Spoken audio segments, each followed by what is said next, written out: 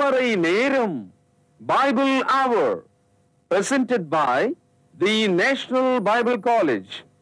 கிறிஸ்துவின் சபையார் உங்களை வாழ்த்துகிறார்கள்.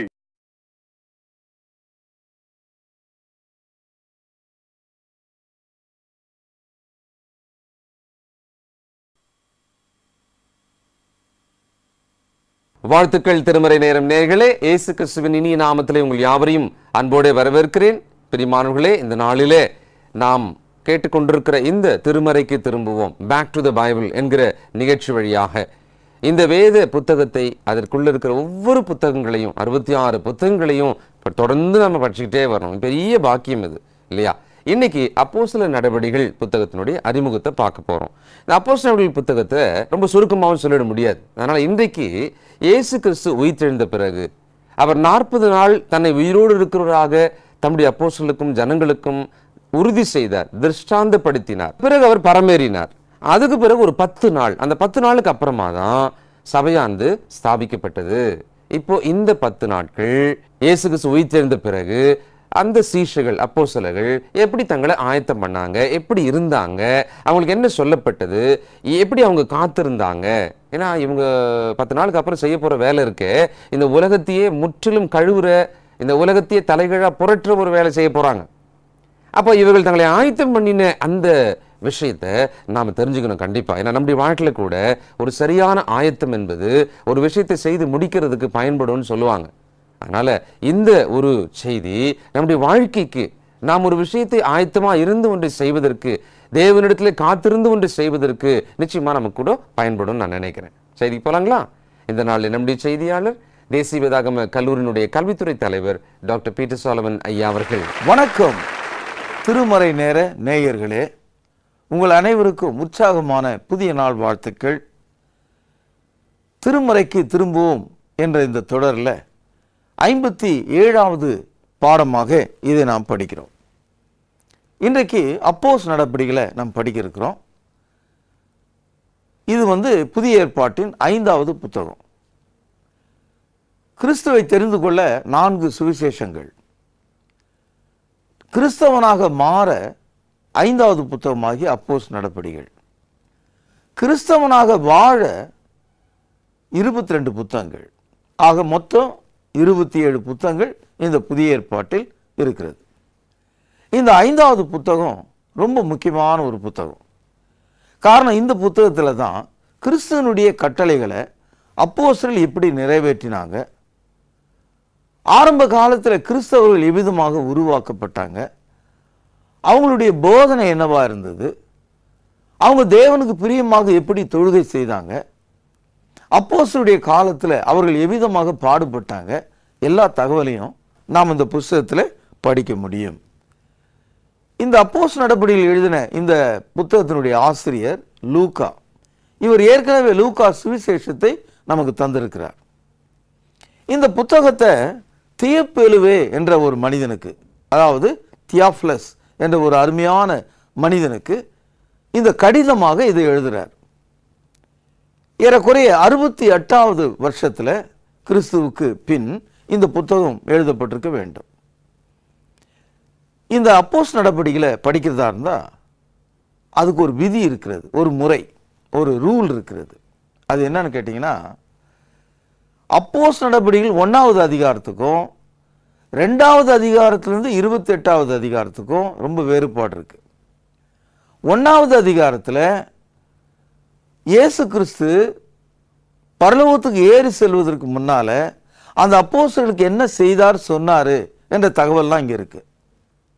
2வது அதிகாரத்தில் தான் சுவிசேஷத்துக்கு மக்கள் எவ்விதமாக கீழ்ப்படிந்தாங்க, அவங்க எப்படி சபையாக மாறினாங்க, அவங்க எப்படி தொழுகை செய்தாங்க, விவரங்கள்லாம் இருக்கு. அதனால இந்த அப்போஸ்தலர் நடபடிகளை நம்ம படிக்கிறதா இருந்தா இப்படி படிக்கலாம்: சபை துவங்குவதற்கு முன், சபை துவங்கிய பின், சர்ச் பிஃபோர், சர்ச் ஆஃப்டர் என்று நாம் படிக்கணும்.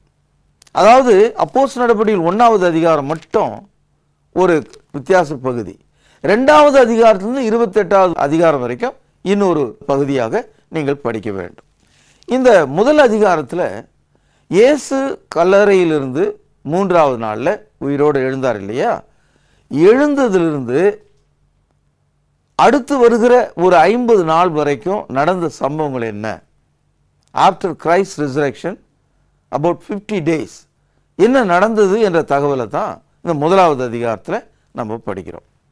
கவனிப்போம். முதல் வசனம், தேப்புலுவே, இயேசுவானவர் தாம் தெரிந்து கொண்ட அப்போஸ்தலருக்கு பரிசுத்த ஆவியினால் கட்டளையிட்ட பின்பு.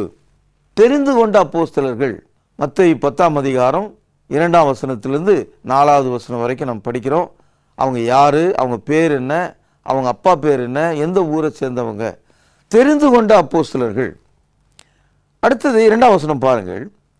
அவர் எடுத்து கொள்ளப்பட்ட நாள் வரைக்கும், இயேசு கிறிஸ்து பரமேறி சென்றார் இல்லையா, அந்த நாள் வரைக்கும் பேனால் அடிக்கோடிடுங்கள், செய்யவும் உபதேசிக்கவும், டு டூ அண்ட் டீச். கிறிஸ்தவ மார்க்கம் செய்ய வேண்டியவர்களும் இருக்கிறது, போதிக்க வேண்டியவர்களும் இருக்கிறது. செய்யவும் உபதேசிக்கவும் தொடங்கின எல்லாவற்றையும் குறித்து முதலாம் பிரபந்தத்தை உண்டு பண்ணினேன். பிரபந்தம் என்று சொன்னால் புத்தகம். இதை லூக்கா சுவிசேஷத்தை தான் அவர் இப்படி சொல்றார். 3ஆம் வசனம் பாருங்கள். அவர் பாடுபட்ட பின்பு 40 நாளளவும் அப்போஸ்தலருக்கு தரிசனமாகி அல்லது காணப்பட்டு தேவனுடைய ராஜ்யத்துக்குரியவைகளை அவர்களுடனே பேசி. எவர்களுடனே? அந்த 12 அப்போஸ்தலர்களுடனே. எவர்களுடனே? அந்த அப்போஸ்தலர்களுடனே அநேக தெளிவான திருஷ்டாந்தங்களினாலே.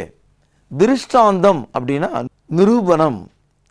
அதாவது ஒரு விஷயத்தை நம்ம பார்த்து புரிஞ்சுக்கணும்னா அதுக்கு ஒரு நிரூபணம் தேவை. தெளிவான திருஷ்டாந்தங்களினாலே அவருக்கு தம்மை உயிரோடு இருக்கிறவராக காண்பித்தார். எத்தனை நாளைக்கு காண்பித்தார்? 40 நாள். இயேசு உயிர்த்தெழுந்த பிறகு தமது அப்போஸ்தலருடனே அநேக தெளிவான திருஷ்டாந்தங்கள் மூலமாய் அவர் உயிரோடு இருக்கிறதை அவர்கள் புரிந்து கொள்ளும்படி அவர்களுக்கு அதை வெளிப்படுத்தினார். 4ஆம் வசனம் பாருங்கள். அன்றியும் அவர் அவர்களுடனே கூடி வந்திருக்கும் போது, இந்த இடத்துல அவர்களுடனே, அந்த அப்போஸ்தலருடனே, அவர்களை நோக்கி, அந்த அப்போஸ்தலர்களை நோக்கி, யோவான் ஜலத்தினாலே ஞானஸ்தானம் கொடுத்தான், நீங்கள் சில நாளைக்குள்ளே பரிசுத்த ஆவினாலே ஞானஸ்தானம் பெறுவீர்கள். இந்த வார்த்தையை இயேசு அப்போஸ்தலரிடத்திலே கூறுகிறார். இந்த வார்த்தை எவ்வளவு நாளில் நிறைவேறப் போகிறது? சில நாளைக்குள்ளே. சில நாள் என்பது ஒரு 10 நாளை குறிக்கும். சில நாள் என்பது ஒரு மாதத்தை குறிக்காது, வருடத்தை குறிக்காது. சில நாள் என்பது ஒரு சில நாட்களையே குறிக்கும். அதனால்தான் சில நாள் என்று சொல்கிறார். இதை நான் பின்னால் உங்களுக்கு சொல்றேன். இப்பொழுது 5வது வசனம். ஆகையால் நீங்கள் எருசலேமை விட்டு போகாமல் என்னிடத்தில் கேள்விப்பட்ட, பேனால் அடிக்கோடிடுங்கள், பிதாவின் வாக்குத்தத்தம் நிறைவேற காத்திருங்கள் என்று கட்டளையிட்டார்.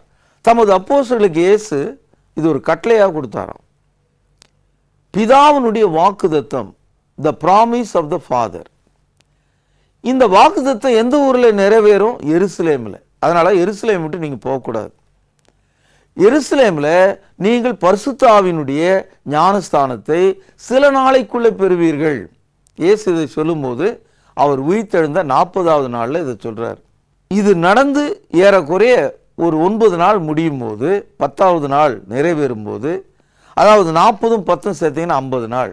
அதனால தான் அப்போஸ்தலர் நடவடிக்கை 2வது அதிகாரத்தில் 50வது நாள் என்று குறிக்கும் பெந்தேகோஸ்தே என்ற வார்த்தையை நீங்கள் படிக்கிறீர்கள். ஆக 1வது அதிகாரத்துக்கும் 2வது அதிகாரத்துக்கும் இடைப்பட்ட காலம் 10 நாட்கள். ஆக இந்த பரிசுத்த ஆவியினுடைய ஞானஸ்தானம் எருசலேமில் இயேசுவின் உயிர்த்தெழுதலுக்கு பிறகு சில நாளைக்குள்ள இது கிடைக்கும் என்று இயேசு சொன்னார். 8ஆம் வசனம் பாருங்கள். பரிசுத்த ஆவி உங்களிடத்திலே வரும்போது நீங்கள் பலன் அடைந்து. அப்போஸ்தலர்கள் இப்பொழுது ஒரு குற்றவாளிகளைப் போல எருசலேமில் இருக்கிறார்கள். காரணம் என்னன்னா, யூதர்களும் ரோம அரசும் இயேசு கிறிஸ்துனுடைய சரீரத்தை அவருடைய அப்போஸ்தலர்கள் களவாடி கொண்டு போனார்கள், திருடி கொண்டு போய்விட்டார்கள் என்ற ஒரு குற்றச்சாட்டை வைத்திருந்தாங்க. ஆகவே அப்போஸ்தலர்களை கொல்வதற்காக அவர்கள் முயற்சி பண்றாங்க. இப்பேற்பட்ட ஒரு நிலைமையில எவ்வளவு பலவீனமாக அவங்க இருந்திருப்பாங்கன்னு யோசித்து பாருங்க. ஆனா ஆண்டவர் சொல்றாரு, பரிசுத்த ஆவியினிடத்தில் வரும்போது உங்க பலவீனம் எல்லாம் போயிடும், நீங்க பலன் அடைவீங்க. எல்லாருக்கும் முன்னால் உங்களால் நிற்க முடியும். யாரும் உங்களை ஒன்றும் செய்ய முடியாது. நீங்கள் பலன் அடைந்து எருசலேமிலும், இந்த ஊழியம் எங்க துவங்குதுன்னா எருசலேமில், அப்புறம் யூதேயா முழுவதிலும், அப்புறம் சமாரியாவிலும், அதுக்கப்புறம் பூமியின் கடைசி பரியந்தமும் எனக்கு சாட்சிகளாக இருப்பீர்கள். இந்த வார்த்தை அப்போஸ்தலர்களுக்காக இயேசு பேசின வார்த்தை. ஏன்னா இயேசு கிறிஸ்துவனுடைய ஞானஸ்தானத்திலிருந்து அவருடைய சிலுவை மரணத்தை பார்த்தவங்க, அவருடைய அடக்கத்தை பார்த்தவங்க, அவர் உயிரோடு எழுந்ததை பார்த்தவங்க, உயிரோடு எழுந்து இந்த 40 நாள் அளவுக்கும் அவருடைய எல்லா விவரங்களையும் நேரடியாக பார்த்தவங்க இயேசுவுக்கான சாட்சிகள். They are the true witness of Jesus Christ. இன்னைக்கு நீங்களும் நானும் இயேசுவுக்கு சாட்சிகள் கிடையாது, இயேசுவுக்கான விசுவாசிகள். நாம் we are only a believers. கர்த்தருடைய வார்த்தையை நாம் விசுவாசிக்கிறோம். ஆனால் அவங்க நேரடியான சாட்சிகள், நேரில் பார்த்தவங்க. அவர்கள் சாட்சிகளாக இருந்தால் தான் உலகத்தில் போய் சொல்ல முடியும், நாங்கள் நேரில் பார்த்தோம், இதெல்லாம் நடந்தது உண்மைதான், அவர் செய்த அற்புதங்கள் உண்மைதான், அவர் மரித்தோரை எழுப்பினார், குருடர்கள் பார்வை அடைந்தாங்க, தண்ணீரை ரசமாக்கினார், இப்படி சொல்லிட்டே போவாங்க. ஏனென்றால் அவர்கள் சாட்சிகள். யோவான் எழுதிய சுவிசேஷம் 15வது அதிகாரம் 26வது வசனத்தில் இயேசு சொன்னாரு, நீங்கள் ஆதி முதல் என்னோடு கூட இருக்கிறதுனாலே எனக்கு நீங்கள் சாட்சிகளாக இருப்பீர்கள் என்று சொன்னார். 9, 10, 11 வசனங்களில் அந்த 40வது நாளில் இயேசு பரமேறுகிற ஒரு காட்சியை இங்கே நம்ம பார்க்கிறோம். பாருங்கள், இவைகளை அவர் சொன்ன பின்பு அவர்கள் பார்த்து கொண்டு இருக்கையில் உயர் எடுத்துக்கொள்ளப்பட்டார். அவர்கள் கண்களுக்கு மறைவாக ஒரு மேகம் அவரை எடுத்துக்கொண்டது. அவர் போகிற போது அவர்கள் வானத்தை அண்ணாந்து பார்த்து கொண்டிருக்கையில் இதோ வெண்மையான வஸ்திரம் தரித்த 2 பேர் அவர்கள் அருகே நின்று, கலிலேயராகிய மனுஷரே, நீங்கள் ஏன் வானத்தை அண்ணாந்து பார்த்து நிற்கிறீர்கள்?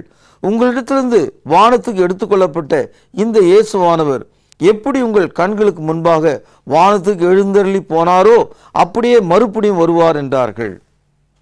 இந்த 3 வசனங்களில் பல தகவல்களை நம்ம கவனிக்க வேண்டும். ஒன்று, இயேசு கிறிஸ்து மேகத்தின் மீது ஏறி சென்றார். 2, இதை பார்த்து கொண்டிருந்தவர்கள் அப்போஸ்தலர்கள், அவர்கள் முழுவதும் கலிலேயாவை சேர்ந்தவர்கள். 3வது செய்தி, இயேசு எப்படி ஏறி போனாரோ அவ்விதமாகவே அவர் திரும்பி வரப்போகிறார் என்ற ஒரு செய்தி. மார்க் 16, 19 வசனம் பாருங்கள். இவ்விதமாய் கர்த்தர் அவர்களோடு பேசின பின்பு பரலோகத்துக்கு எடுத்துக்கொள்ளப்பட்டு தேவனுடைய வலது பார்சத்தில் உட்கார்ந்தார். மார்க் இப்படி எழுதியிருக்கார். லூக்கா எழுதிய சுவிசேஷம் 24ஆம் அதிகாரம் 51ஆம் வசனம், அவர்களை ஆசீர்வதிக்கையில் அவர்களை விட்டு பிரிந்து பரலோகத்துக்கு எடுத்துக்கொள்ளப்பட்டார். இது லூக்கா எழுதின வசனம். ஆக இதிலிருந்து என்ன தெரியுதுன்னா, இப்போ நம்ம படித்த இந்த பாகம் சுவிசேஷத்தினுடைய டெய்ல் எண்ட், அதாவது சுவிசேஷ புத்தகத்தினுடைய கடைசி சம்பவங்களைத்தான் இந்த அப்போஸ்தலர் நடபடிகள் 1ஆம் அதிகாரத்தில் மீண்டும் நாம் படிக்கிறோம். ஆக இந்த சம்பவங்கள்லாம் ஒரே காலகட்டத்தில் நடந்த விஷயங்கள். இயேசு கிறிஸ்து பரமேறி போனாரு. எங்கே இருந்து ஏறி போனார்? 12ஆம் வசனம், அப்பொழுது அவர்கள் எருசலேமுக்கு சமீபமாய் ஒரு ஓய்வு நாள் பிரயாண தூரத்தில் இருக்கிற ஒலிவ மலை எனப்பட்ட மலையிலிருந்து எருசலேமுக்கு திரும்பி போனார்கள். இதிலிருந்து என்ன தெரியுதுன்னா, இயேசு பரமேறினது ஒலிவ மலையிலே நடந்திருக்கிறது. ஒலிவ மலைக்கும் எருசலேமுக்கும் இடைப்பட்ட தூரம் ஏறக்குறைய ஒரு 3-4 மைல்கள் தூரம் தான். அடுத்த ஒரு தகவல், ஏன் அப்போஸ்தலர்கள் எருசலேமுக்கு திரும்பி போனார்கள்? சில நாளைக்குள்ளே நீங்கள் பரிசுத்த ஆவினாலே ஞானஸ்தானம் பண்ணப்படுவீர்கள், ஆகவே நீங்கள் எருசலேமை விட்டு போகக்கூடாது. இந்த வார்த்தை நிறைவேற வேண்டுமானால் அப்போஸ்தலர்கள் எருசலேமுக்கு போக வேண்டும். நண்பர்களே, இந்த நிகழ்ச்சி நடக்கும்போது எத்தனை அப்போஸ்தலர்கள் இருந்தாங்க? 11 அப்போஸ்தலர்கள் தான் இருந்திருக்காங்க. அப்போ ஒரு ஆள் யார் காணோம் அப்படின்னு நீங்க நினைக்கலாம். இயேசு கிறிஸ்து சிலுவையில் மரிக்கிறதுக்கு முன்னாலேயே இயேசுவை காட்டி கொடுத்த யூதாஸ் காரியத்தை நான்கு கொண்டு செத்து விட்டான். இப்பொழுது இருக்கிறது 11 அப்போஸ்தலர்கள். கவனிப்போம். அவர்கள் அங்கே வந்தபோது மேல் வீட்டில் ஏறினார்கள். பேனாந்தா அடிகோடு எடுங்கள், எண்ணுங்கள். பேதுருவும் யாக்கோவும் யோவானும் அந்திரேயாவும் பிலிப்பும் தோமாவும் பர்த்தலோமேயும் மத்தேயும் அல்வேயின் குமாரனாகிய யாக்கோபும் செலத்தே எனப்பட்ட சீமோனும் யாக்கோபின் சகோதரனாகிய யூதாவும் தங்கியிருந்தார்கள். 11 பேர் தான். யூதாஸ் காரியத் பேர் அங்கே இல்லை. ஆக 11 பேர் ஒலிவ மலையிலிருந்து திரும்பி எருசலேமுக்கு வந்தார்கள். அப்படி வந்தபோது இயேசுவிடத்தில் விசுவாசமாக இருந்த சீஷர்கள் அங்கே இருந்தாங்க. அந்த சீஷர்களுடைய கூட்டத்தில் மரியாள் இருந்திருக்காங்க. மரியாளினுடைய பிள்ளைகள், அதாவது இயேசு கிறிஸ்துடைய சகோதரர்கள், அவங்க கூட இருந்திருக்காங்க. அவங்க எத்தனை பேர் இருந்திருக்காங்க? 109 பேர் இருந்திருக்காங்க. இது எப்படி உங்களுக்கு தெரியும் நீங்கள் நினைக்கலாம் அல்லது கேட்கலாம். காரணம், அந்த வீட்டில் மொத்தம் 120 பேர் இருந்தாங்களாம். அதுக்கப்புறம் அப்போ 120 பேரில் அப்போஸ்தலர்கள் 11 பேரானால் சீஷர்கள் 109 பேர். நல்ல தெளிவாக நமக்கு தெரியுது. வாசிப்போம் 14ஆம் வசனம். இவர்கள் எல்லாரும், இந்த இடத்துல இவர்கள் எல்லாரும் என்பது அந்த 11 அப்போஸ்தலரை குறிக்கிறது. ஸ்திரீகளோடும் இயேசுவின் தாயாகிய மரியாளோடும் அவருடைய சகோதரரோடும் கூட ஒருமனப்பட்டு ஜெபத்திலும் வேண்டுதலிலும் தரித்திருந்தார்கள். 15ஆம் வசனம் பாருங்கள். அந்நாட்களில் சீஷர்களில் ஏறக்குறைய 120 பேர் கூடியிருந்த போது, இந்த 120ன்ற வார்த்தைங்க தான் நம்ம படிக்கிறோம். 1வது அதிகாரத்தில் 120 பேர், அதில் அப்போஸ்தலர்கள் 11 பேர், சீஷர்கள் 109 பேர். இதை நீங்கள் தெளிவாக முதலிலிருந்தே புரிந்து கொள்ள வேண்டும். ஏனென்றால் கிறிஸ்தவத்தில் உள்ள இந்த 3வது பிரிவினர் காலகாலமாக 120 பேர் மேலேயும் இந்த மாதிரியான சில காரியங்கள் நடந்தது அப்படின்னு போதிச்சாங்க, பாட்டா பாடுறாங்க. ஆனால் 120 பேரில் அப்போஸ்தலருடைய அந்த பணியை அந்த 109 சீஷர்கள் செய்ய முடியாது. அது ஏன்றத மீதி இருக்கிற வசனத்தை நீங்கள் பார்த்தாவே புரிந்து கொள்ள முடியும்.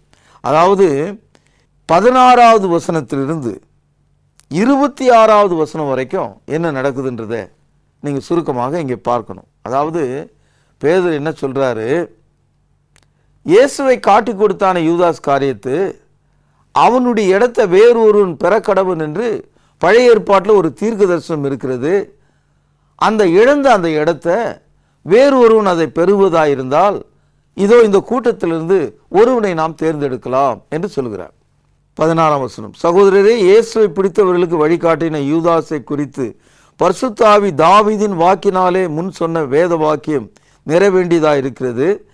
அவன் எங்களில் ஒருவனாக எண்ணப்பட்டு இந்த ஊழியத்திலே பங்கு பெற்றவனாயிருந்தான்.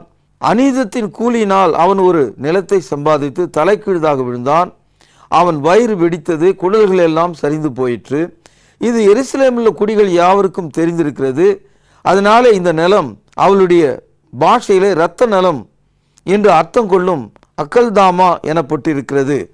சங்கீத புத்தகத்திலே அவனுடைய வாசஸ்தலம் பாழாக கிடவது என்றும் ஒருவனும் அதில் வாசம் பண்ணாதிருப்பான் என்றும் அவனுடைய கண்காணிப்பை, இதுதான் முக்கியம், அவனுடைய கண்காணிப்பை வேறு ஒருவன் பெறக்கடவன் என்றும் எழுதியிருக்கிறது.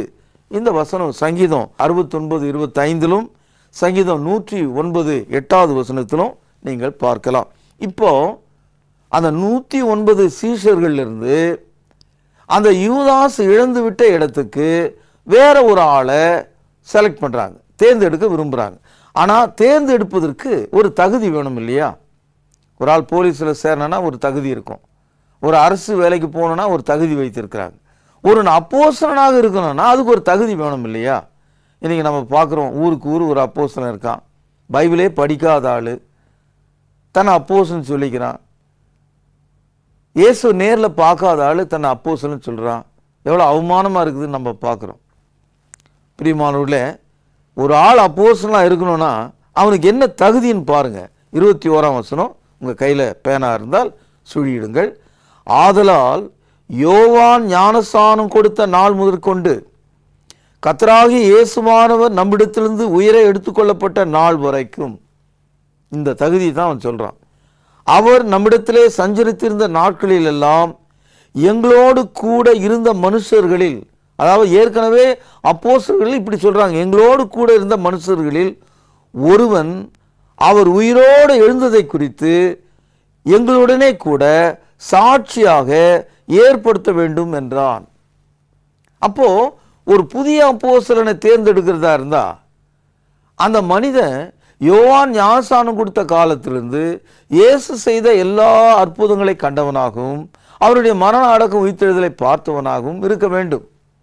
அந்த தகுதி உள்ள ஆள் யாருன்னு கேட்குறான். 109 பேர் அங்கே இருக்காங்க. அதில் இயேசுவின் தாயாக மரியாள் கூட இருக்காங்க. இயேசுவோடு அவருடைய குடும்பத்தில் பிறந்த சகோதரர் இருக்கிறாங்க. அவங்க யாருக்கும் அந்த தகுதி கிடைக்கல. கவனிங்கள் 23ஆம் வசனம். அப்பொழுது அவர்கள் இஸ்து என்னும் மறுநாமம் உள்ள பட்சபா எனப்பட்ட யோசேப்பும் மத்தியாவும் ஆகிய இவ்விரண்டு பேரையும் நிறுத்தி, அப்போ 2 பேரை செலக்ட் பண்ணாங்க. இப்போ அந்த 2 பேரில் ஒரு ஆளை அவங்க மறுபடியும் தேர்ந்தெடுக்கிறாங்க. இதை தான் இந்த அதிகாரத்தில் நம்ம பார்க்கிறோம். கவனிக்க வேண்டிய ஒரு விஷயம், 24ஆம் வசனத்தை பாருங்கள். எல்லாருடைய இருதயங்களையும் அறிந்திருக்கிற கர்த்தாவே, யூதாஸ் என்பவன் தனக்குரிய இடத்துக்கு போகும்படி எழுந்து போன இந்த ஊழியத்திலும் இந்த அப்போஸ்தல பட்டத்திலும், கவனிச்சிங்களா அந்த ஒரு வார்த்தையை, இந்த ஊழியத்திலும் இந்த அப்போஸ்தல பட்டத்திலும், ஆக அப்போஸ்தலனாக இருப்பது என்பது சாதாரண ஒரு விஷயம் இல்லை. இன்னைக்கு வராள் போராளெல்லாம் தன்னை அப்போஸ்தலன் சொல்றார். கத்தோலிக்கர்கள் போப்பை அப்போஸ்தலன் என்று சொல்கிறார்கள். பெந்தேகோஸ்தே மார்க்கத்தில் பட்டணத்துக்கு பட்டணம் அப்போஸ்தலன் இருக்கிறத பார்க்கிறோம். அவர்கள் இயேசு நேரில் பார்க்காத ஆள், எதையும் அவர்கள் சாட்சிகளாக பார்த்தது கிடையாது. அப்போ சாட்சி எப்படி சொல்ல முடியும்? அப்போஸ்தலன் என்று சொன்னால் இயேசுவை ஞானஸ்நான காலத்திலிருந்து நேரடியாக பார்த்தாள். அவருடைய மரண அடக்கம் உயிர்த்தெழுதலை நேரடியாக பார்த்தாள். அந்த ஆளுக்கு தான் அப்போஸ்தல பட்டத்திலே சேரும்படியான வாய்ப்பு இருக்கிறது. அப்படி செலக்ட் பண்ணும்போது மத்தியா என்ற பேருக்கு சீட்டு விழுது. அதை 26ஆம் வசனத்திலே வாசிப்போம். பின்பு அவர்களை குறித்து சீட்டு போட்டார்கள். சீட்டு மத்தியாவின் பேருக்கு விழுந்தது. அப்பொழுது அவன் 11 அப்போஸ்தலனுடனே சேர்த்து கொள்ளப்பட்டான். கையில் பேனாந்தா அடிக்கொண்டு விடுங்கள். எத்தனை பேரோடு சேர்த்து கொள்ளப்பட்டான்? 11 அப்போஸ்தலனுடனே. ஏன் உங்களுக்கு இது புரியலையா? இன்றைக்கு ஒவ்வொரு பெந்தேகோஸ்து சகோதரர்களும் இதை நீங்கள் கவனிக்கணும். இதை மொத்தமாக குருட்டாட்டமாக படித்து 120 பேர் 120 பேருன்னு பாட்டு பாடி புலம்பி அழுது உருண்டு போதிக்கிறவர்களை நம்ம பார்க்கிறோம். திரும்பி வந்தவர்கள் 11 பேர், ஜெபம் பண்ணி கொண்டிருந்தவர்கள் 109 பேர். 109 பேரில் 2 பேரை செலக்ட் பண்ணி அதில் ஒரு ஆளை செலக்ட் பண்ணுறாங்க. இப்போ அந்த ஒரு ஆளை 109ல் ஒரு ஆளை எடுத்தாங்க. அப்போ மீதி 108 பேர் இன்னும் சீசர்களாக தான் இருக்காங்க. செலக்ட் ஆன அந்த ஒரு ஆளை அப்போஸ்தலனுடனே, அப்போஸ்தலனாகி அந்த 11 பேரோட அவனை சேர்த்து கொண்டார்கள். அப்படின்னா அப்போஸ்தலர் 12 பேர், சீஷர்கள் 108 பேர், மொத்தம் 120 பேர். இந்த விஷயங்கள் எல்லாம் நம்ம குழப்பக்கூடாது. காரணம், இதுக்கு பிறகு வருகிற பாடங்களை நம்ம கவனிக்கும் போது அப்போஸ்தலருடைய கரங்களாலே நடக்கிற ஒரு விஷயத்துக்கும் சீஷர்களுடைய கரங்களால் நடக்கிற ஒரு விஷயத்துக்கும் நிறைய வேறுபாடுகள் இருக்கிறது. இந்த கருத்துக்களை சபை புரிந்து கொள்ளாமல் போனதுனால தான் எல்லாருமே அப்போஸ்தலர்கள், எல்லாருமே அற்புதங்களை செய்கிறவர்கள், எல்லாருமே தீர்க்கதரிசிகள், எல்லாமே பரலோகத்துக்கு போய் வந்தவர்கள் என்பதை போல பம்மத்து வேலைகளை இன்றைய இந்த மத வியாபாரிகள், மத துரோகிகள், மத எதிரிகள், பரிசுத்தாவின் வியாபாரிகள் செய்வதை நம்ம பார்க்கிறோம். சகோதரர்களே, நாளை அப்போஸ்தலர் நடபடி 2ஆம் அதிகாரத்தை படிக்க போகிறோம். நீங்கள் ஆயத்தமாக இருக்கும்படி உங்களை நான் கேட்டுக்கொள்கிறேன். பிரார்த்தனை செய்வோம். மகா பரிசுத்த நிறைந்த எங்கள் அன்பான தகப்பனே, சபை துவங்குவதற்கு முன்னால அந்த 10 நாட்களில் நடந்த சம்பவங்களை இன்று நாங்கள் படித்திருக்கிறோம். இதை உள்வாங்கிக் கொண்டு தெளிவாக இருக்க எங்களுக்கு உதவி செய்திருளும். ஆண்டவர் இயேசுவின் நாமத்திலே ஜெபத்தை கேளும் பரிசுத்தமுள்ள எங்கள் நல்ல பிதாவே, ஆமென். கிறிஸ்துவுக்குள் பிரியமான திருமறை நேர நேயர்களே, உங்களை வாழ்த்துகிறோம். இந்த நாளிலே அப்போஸ்தல நடபடிகள் புத்தகத்திலிருந்து ஒரு அறிமுக செய்தியை கேட்டீர்கள். கர்த்தர் நாளைக்கு கூட இதே புத்தகத்திலிருந்து நீங்கள் செய்தியை கேட்கப் போகிறீர்கள்.